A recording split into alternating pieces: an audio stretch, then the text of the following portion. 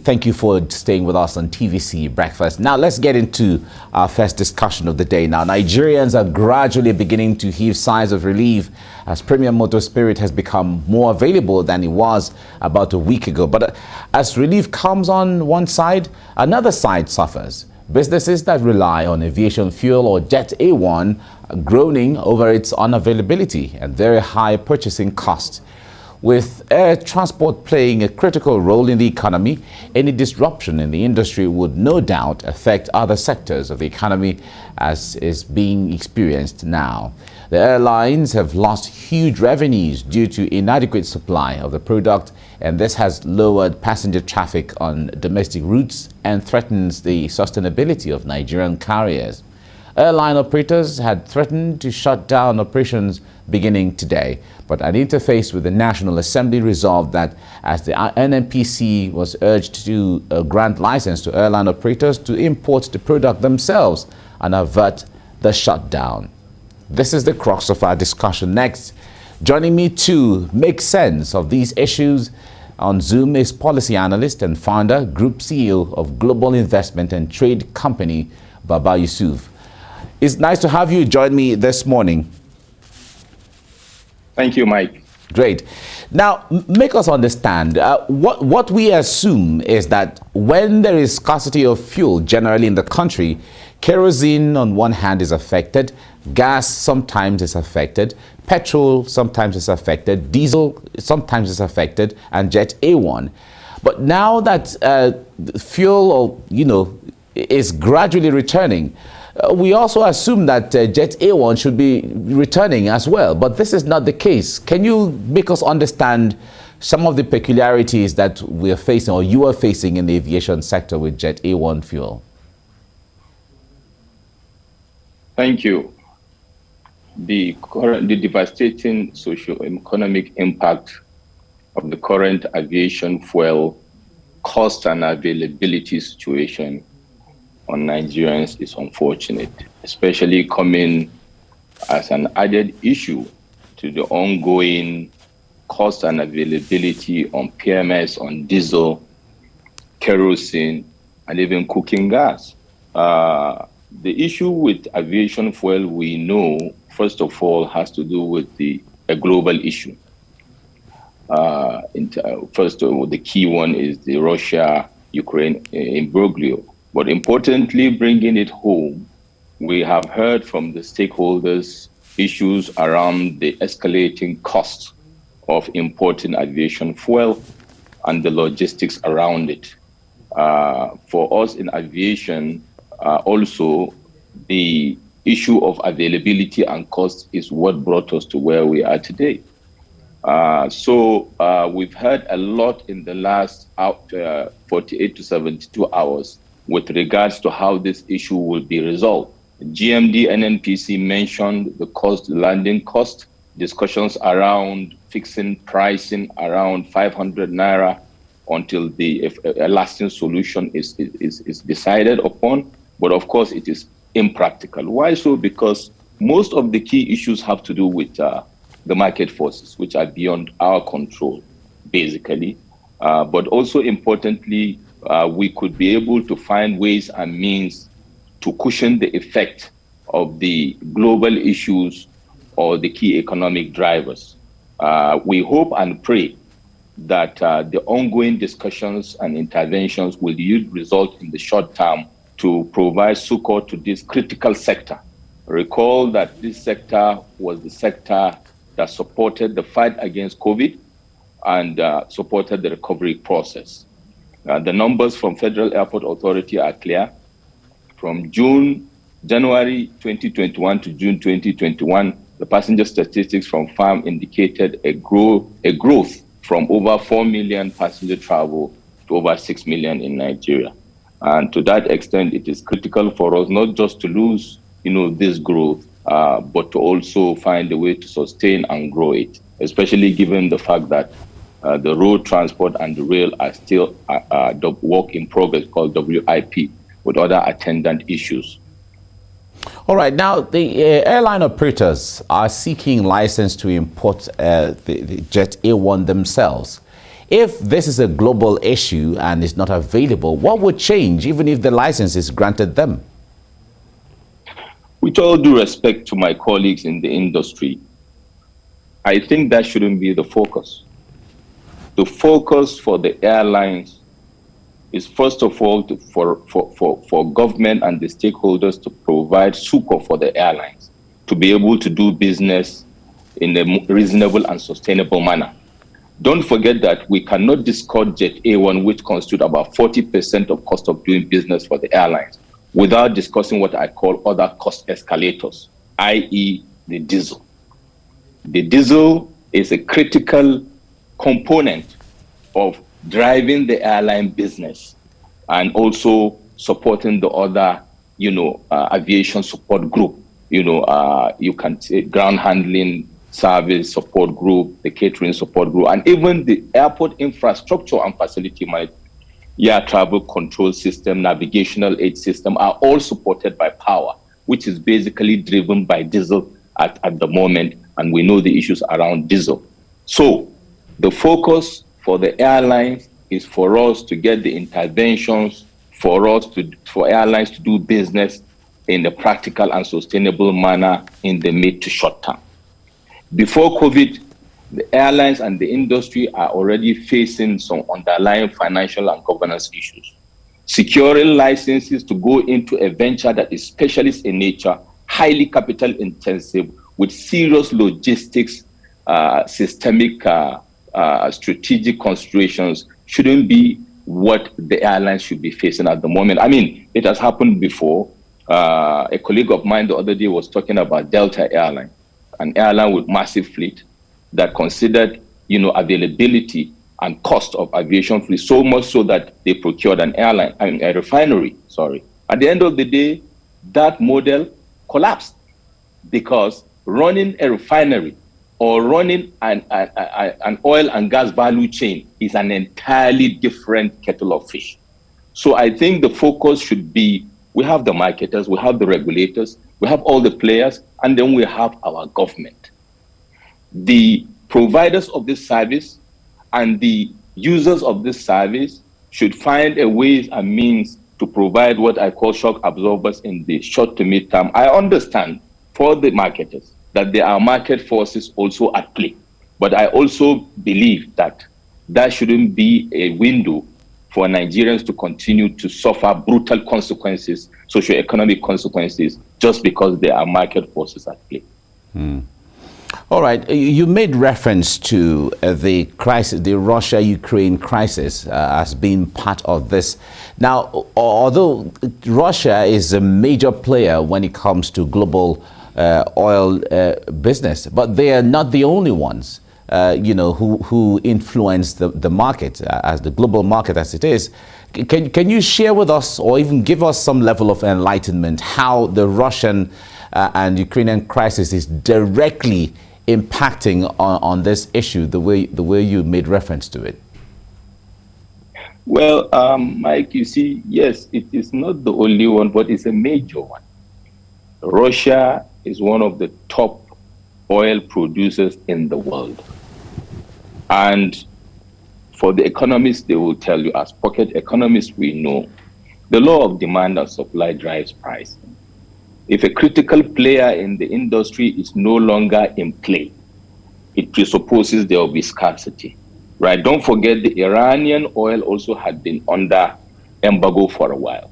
So we are having one more major player out of play for now. Of course, that will affect supply. And when there's impact on supply, it will definitely impact on pricing. So that is like the off-the-cuff feedback on that. Of course, the producers also will leverage this opportunity, the likes of Saudi Arabia, to leverage this opportunity and see how they can maximize the opportunity, as the case may be, in terms of economics of politics and economics of oil and gas.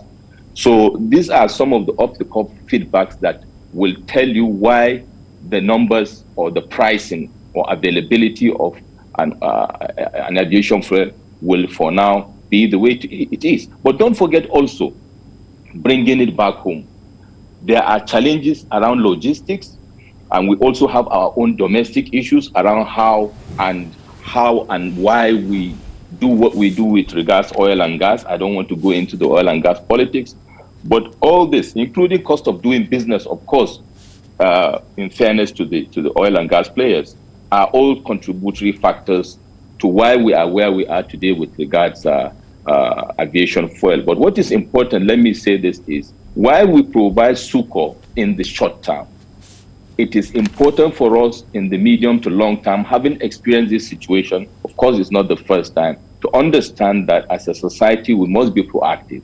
We cannot continue to be reactive to situations.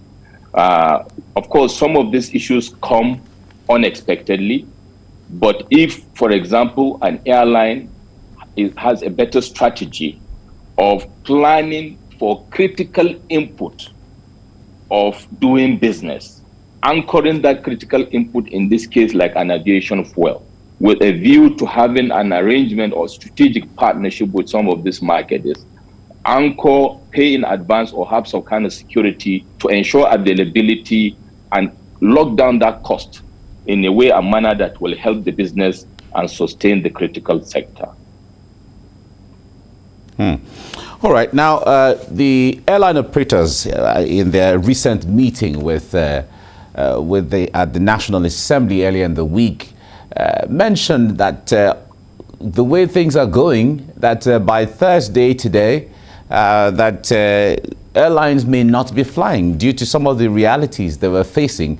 That move didn't really go down well with some members of the National Assembly who felt that it seemed like an ultimatum, or it seemed like a blackmail from their quarters, from the way they see it. Now, from that perspective, can you talk to us and make us understand what the airline operators really refer to in that context? Should we see it as a strike, or should we see it as a way of sending signals to government to say, if you don't do this, we won't fly again or something? We'll respond borrowing from science. For every action, there is a reaction. The aviation sector is reacting. The airline holders are reacting to a reality, to be honest, Mike. In fairness to the to the airlines, 40% of their costs is aviation fuel. It's either not available or coming at an unplanned cost, almost double the initial pricing. We've heard from the airline, the AON. We've heard Chief Alan Onyema mentioning the fact that the current cost of 50,000 for one leg of a 1 hour flight is actually subsidized, and I know that for a fact. How do we expect businesses to be sustainable? Recall I mentioned earlier, pre-COVID-19, airlines were cringing under the pressure of financial challenges, right, apart from governance issues. And they are not an island with regards to the global issues during and post-COVID-19 and the recovery.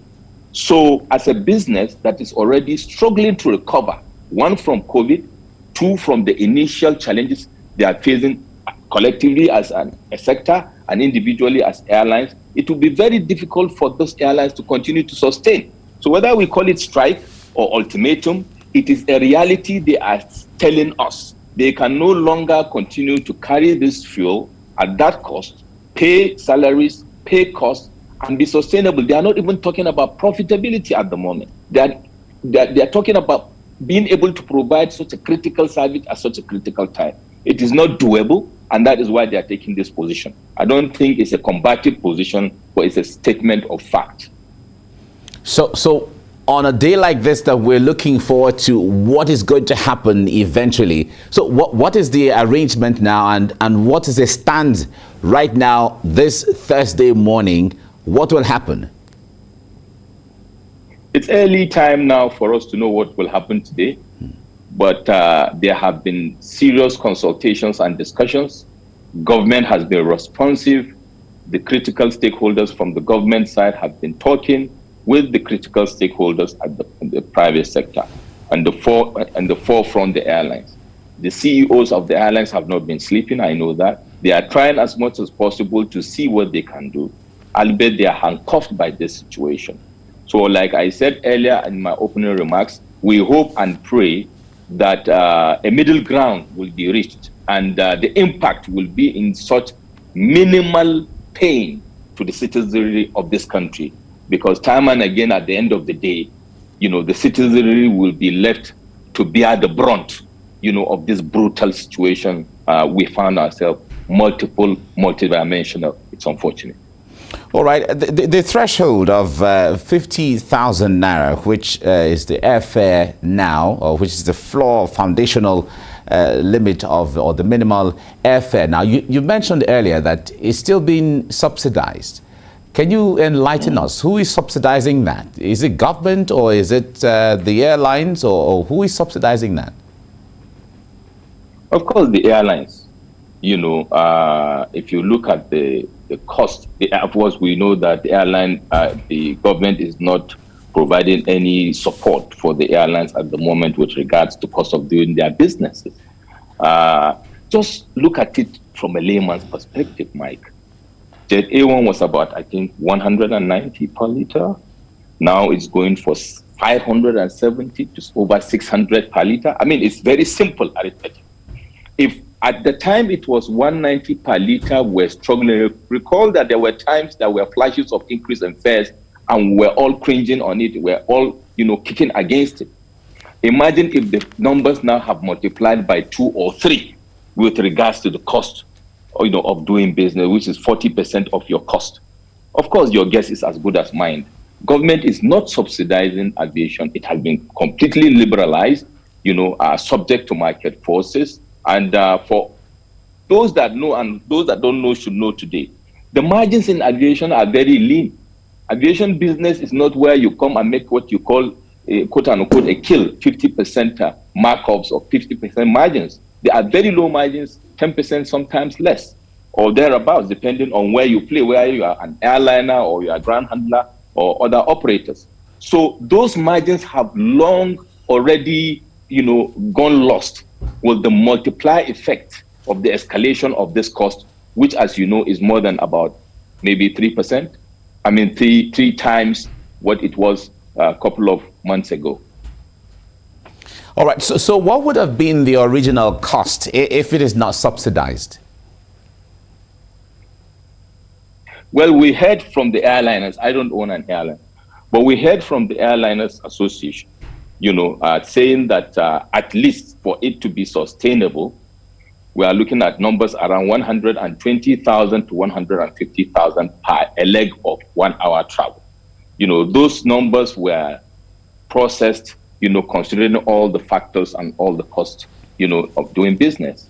And if that is the case, that is actually why the airline owners are saying they will not be able to continue doing business. It's almost impractical for them to cost that for an economy class, 120,000 naira.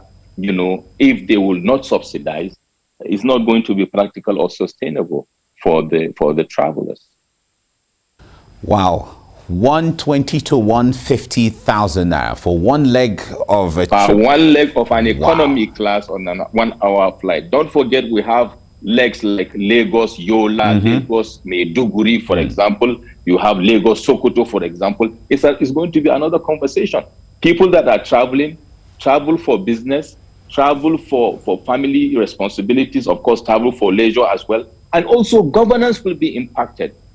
2020, at the end of 2021, everybody did budget. Public sector did budget, private sector did budget. So even the government entities that have budgeted X naira for a travel of a staff from Lagos, maybe to conduct an audit, for example, or to perform a task, in Lagos from Abuja, those numbers are no longer feasible. So even if we go with that, the government has to go and start doing supplementary budget and all that. And that is for government. But for private organizations, looking at small and medium scale enterprises, they are going to evaporate, for want of a better word. So this is the situation we found ourselves. And like I keep on reminding us, this is just Jet A1.